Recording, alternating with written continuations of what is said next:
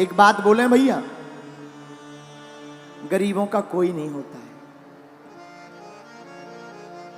जो गरीब होते ना उनका कोई नहीं होता है। गरीबों का तो केवल और केवल श्री कृष्ण होते हैं। गरीबों के तो केवल परमात्मा। मंच पर चढ़ने भी उन्हीं को मिलता है जो अमीर होते हैं। आरती में नाम भी उन्हीं का बोला जाता है जो तो या तो नेता हो या फिर अमीर हो। सच बता रहे हैं। हाँ, गरीबों का कोई नहीं होता। और दोस्ती भी अमीरों की ही अमीरों से होती है। गरीबों के कोई दोस्त भी नहीं होता। रिश्तेदार भी उसी के घर आते जो अमीर हो। मेरे माई बाप, हम भारत के लोगों से आज कथा का अंतिम दिन है और इस कथा के माध्यम से प्रार्थना करेंगे, ग्रेटर नोएडा के पागलों, तुम अमीरों का साथ देना या ना देना, पर एक बार उनके साथ जरूर खड़े हो जाना जिनका कोई ना हो।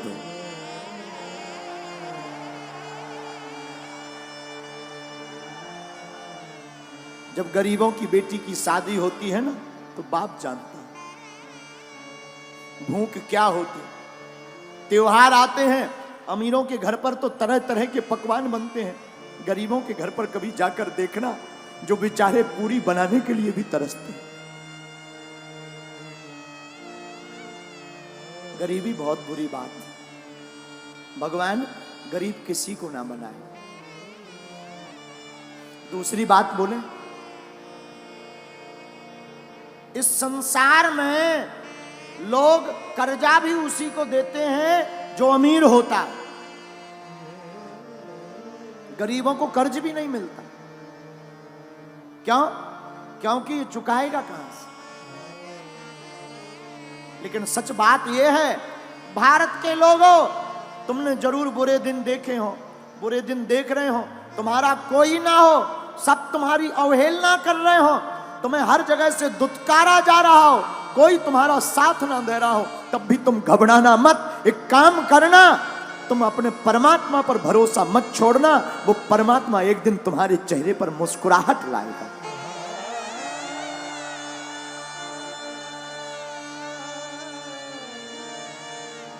लाए। हमने अपनी जिंदगी में बहुत सहा है, बहुत सहा। अपने जीवन काल में हम जहां रहते हैं, छतरपुर जिले में हमारा गांव है गड़ा गांव। गड़ा गांव छोटा सा गांव है, अब तो ठीक है, छोटा सा गांव। पिताजी तो हमारे कुछ करते नहीं थे। हमारे जीवन का एक बाकिया है जो हमें बार बार याद आता है। हमको रही होगी हमारी अवस्था 8-9 साल की। हमने अपनी माताजी से कहा, माताजी स्थिति तो बड़ी बेकार है। भिक्षा मांग करके हम गांव में जाते थे, भिक्षा मांग कर लाते थे, उसी से भोजन बनता था। कई बार तो चावल की रोटी खाकर दिन गुजारे। हम अपनी सत्य घटना बता रहे। एक कपड़ा पहन करके हमने सवा महीना निकाला। हमने माताजी से कहा, मां हमारे मन में इच्छा है कि हम वृंदावन में भागवत पढ़ने जाएं। मां बोली ठीक है। उस जमाने में 2000 रुपया मांगने के लिए हम न जाने कितने घरों पे गए, खुद स्वयं। 8-9 साल की अवस्था होगी, कितने घरों में सिर्फ 2000 रुपया मंगाने गए, किसी ने नहीं दिया।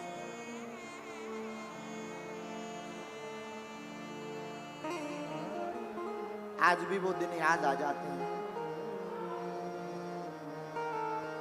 बन जाते हैं लाखों रिश्ते, जब पैसा पास होता है टूट जाता वो रिश्ता गरीबी में जो सबसे खास होता है।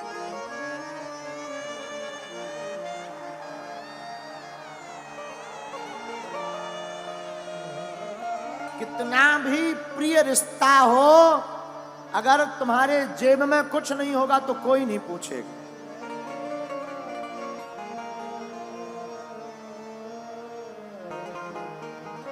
लोग तभी पूछते हैं जब तुम्हारे पास कुछ हो गए।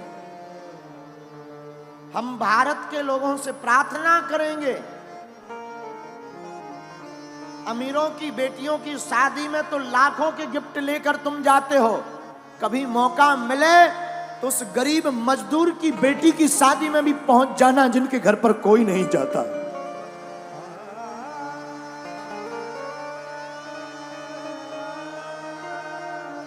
हमने अपने जीवन की भूख से शिक्षा ली, इसलिए बागेश्वर धाम पर 4 साल से निःशुल्क अन्नपूर्णा भंडारा चलाया। लोग हमारे पास आए, बोले भीड़ बहुत आती है, दान बहुत आता है। हमने कहा इस दान का प्रयोग हम अपनी जिंदगी में नहीं करेंगे। इस दान से जो हमने अपनी बहन के लिए विवाह में दिक्कतें सही हैं, भारत का कोई भाई वो दिक्कत ना सहे, हर साल अब हम गरीब बेटियों का विवाह करवाएंगे।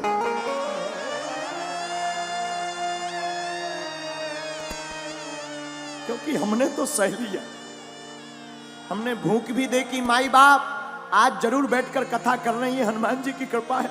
हमने वो दिन भी देखे जब हमारे पिताजी का नाम लोग कार्डों में नहीं लिखवाते थे।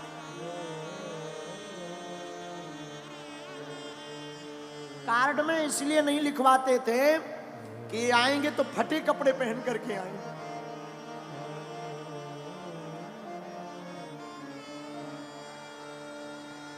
फटे कपड़े पहनकर आएंगे तो बेइज्जती हो जाएगी। अपनी बेइज्जती से बचाने के लिए कार्डों में नाम नहीं लिखवाते थे, लेकिन हमने भी हार नहीं मानी। हमारी मां कहती थी बेटा भगवान के घर देर है अंधेर नहीं, तुम बागेश्वर हनुमान जी को पकड़े रहो, एक दिन आएगा। माई बाप कभी उस पिता के दिल से पूछना जिसकी बेटी घर पर हो, घर पर खाने का भी दाना ना, कभी विचार करना। अंधेरी रातें हो, हमारा तो बचपन काल पूरा अंधेरे में गुजरा। एक कमरा था 16 बाई 12 का, गर्ग जी एक कमरा 16 बाई 12 का, वो भी छप्पर का, उसमें खप्पर। और बरसात आती थी तो आफत आती थी। बरसात में पलंग के नीचे हमसे छोटी बहन और भाई तीनों बैठ करके बरसात को निकालते थे, क्योंकि पूरे कमरे में पानी भर जाता था।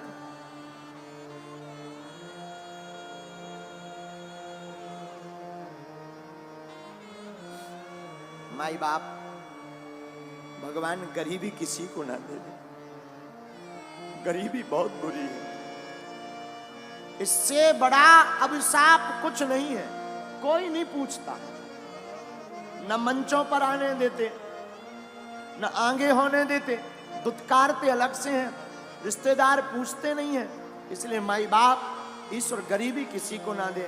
पर हम तुमसे प्रार्थना करेंगे कि तुम्हारे गांव में परिवार में ऐसा कोई हो तो हमारी प्रार्थना है किसी का तुम साथ देना या मत देना।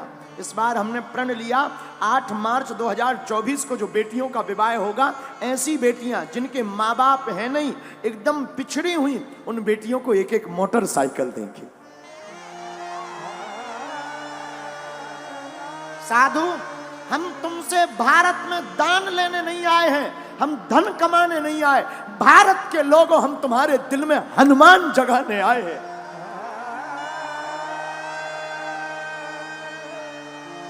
हमारा सिद्धांत सिर्फ हनुमान का है।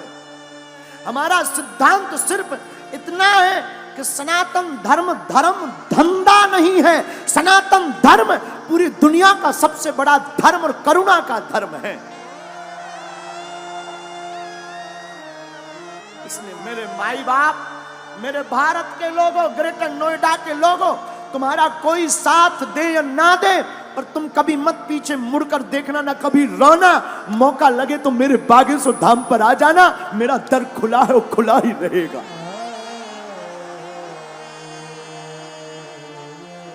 कभी मत पीछे मुड़ना, चिंता मत करना। तुम जो बीत गया सो बीत गया। हमने भी सहा, बहुत सहा, अभी अभी तक सहा।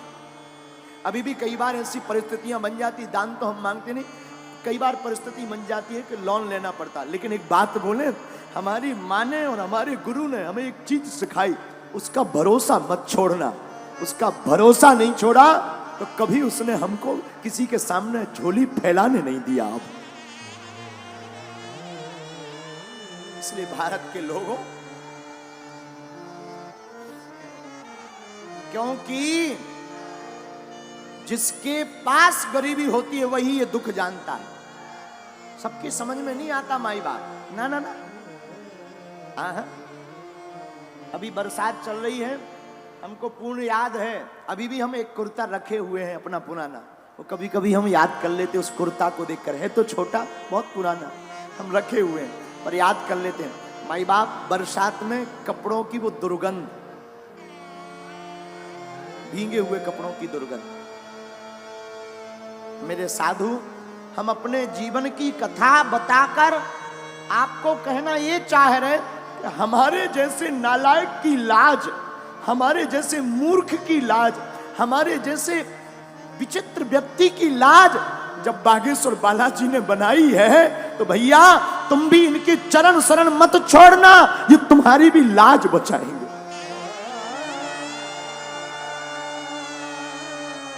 हम ना तो पढ़े लिखे हैं, ये जो आप टीवी पर देख रहे हैं ना, ये हमारा पुराना घर है। यही वो घर है जिसमें हमने अपनी जिंदगी की शुरुआत की, जिसमें हमने अपने जिंदगी को जिया। ये घर ना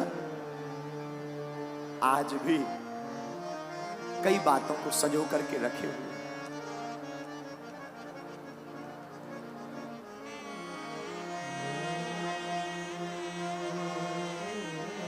साधु, गरीब का सिर्फ और सिर्फ परमात्मा होता है, केवल राम जी हो, कोई नहीं पूछता। मुझे कौन पूछता था, तेरी बंदगी से पहले मैं खुद को ढूंढता था इस जिंदगी से पहले।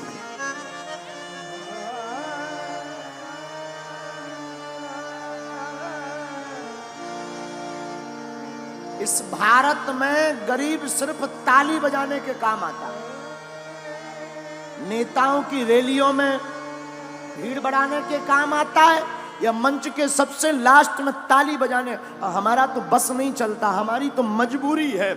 हमारी तो सबसे बड़ी मजबूरी है कि अगर हम इन लोगों को साथ नहीं देंगे, इन लोगों को मंच पर नहीं चढ़ाएंगे तो कौन टेंट लगाएगा, कौन व्यवस्था बनवाएगा। वरना हमारी दिली इच्छा तो ये है कि सबसे लास्ट में जो बैठा है वो मंच पर आने का अधिकारी है। लेकिन करें क्या, हमारी मजबूरी है, हमारे हाथ बंधे हैं, इतनी व्यवस्था है नहीं, इतना धन है नहीं। लेकिन फिर भी जब कभी हमारे पास व्यवस्था हो जाती ना, तब हमने एक प्रण लिया, हम जंगल में जाकर आदिवासियों वनवासियों के बीच में जाकर अपनी तरफ से, धाम की तरफ से खर्च करके टेंट लगाकर उनको यजमान बनाकर कथा करवाते हैं। फिर वो मंच पर आते हैं, वो मंच पर आरती करते हैं और बड़े बड़े नेता नीचे बैठकर उनके लिए ताली बजाते हैं। तो हमें बड़ा मजा आता है। क्यों? बुरा मत मानना, हम किसी की बुराई नहीं कर रहे, हम आपको आईना दिखा रहे हैं जो गुरु का दायित्व है, जो साधु का दायित्व है, हम वो तुम्हें सिर्फ बता रहे। क्षमा करना, तुम इतने बड़े मत बनना कि कोई तुम्हें पा ना सके, इतना बड़ा बनना कि कोई गरीब तुम्हारे बगल में खड़ा हो जाए तो वो भी बड़ा हो जाए। और हम तो अपने बालाजी से यही प्रार्थना करते, जो हमने भोगा है, जो हमने दुख पाया है, बालाजी करे कोई ना पाए, कोई ना पाए। और जितने लोग आज यहां बैठे हैं, हनुमान जी करें कि जाओ तुम्हारी झोली ऐसी ही भरती रहे,